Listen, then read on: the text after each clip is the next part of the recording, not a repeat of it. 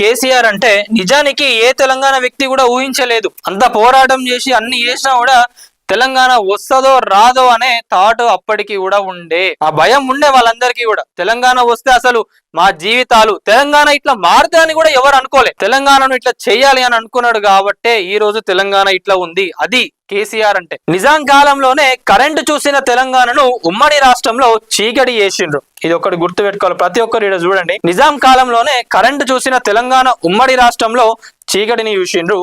చెరువులను చెడగొట్టి తెలంగాణ సాగును సర్వనాశనం చేసిండ్రు. తెలంగాణను అప్పుడే వీళ్ళందరూ కూడా కలిసి నాశనం చేసిండ్రు. ఉమ్మడి రాష్ట్రం రాకముందే నిజాం నిర్మాణం చేయాలనుకున్న ప్రాజెక్టులన్నిటినీ కూడా వాళ్ళందరూ ఆపేసిండ్రు.